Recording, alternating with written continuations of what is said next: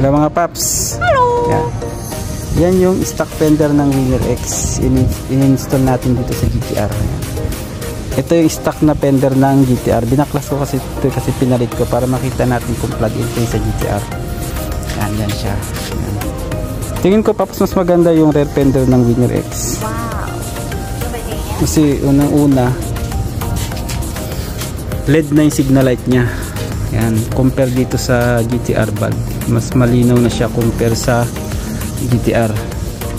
Saka mas magaan yung fender ng Winner X, no? Dito pa lang sa finish ng mat nyo, mas maganda, mas pino yung mat nya. Ayan siya. Ngayon, bigyan ko kayong tip kung paano nyo ito i-install para gumana. Yan. Siyempre plug and play lang yan mga pap. Baklasin nyo lang yung 4 na tornilyo dito sa ilalim. Yan sa ilalim dito. Wala na kayong babaklasin sa pairing. Baklasin yung 4 tornilyo. Pag natanggal yan, hugot yung wire. Tapos ipalit nyo lang agad tong stock fender ng Winner X. Yun. Pag nakabit nyo na, syempre magtataka kayo dyan, hindi gagana yung signal light. Kasi ang stock na signal light ng GTR ay bulb type. Pati yung harapan bulb type.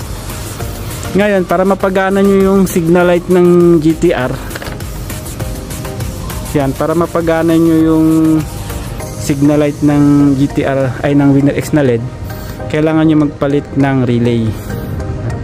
Kasi yung stock relay ng GTR naka-format lang siya sa bulb, kaya hindi nyo mapapagana to. Ang nangyayari dyan, iilaw lang siya lagi, hindi siya magbiblink. Yan. Yung relay nito dito nakalagay sa ilalim ng headlight ng GTR.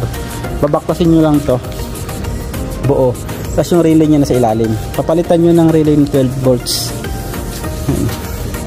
Yun, mas maganda na yun. Pwede na kayong mag LED sa harapan, pwede na kayong mag LED ng signal light doon pag nakaganon na kayo.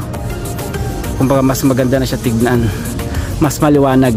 Ngayon titignan natin kung gaano kaliwanag yan. Open natin.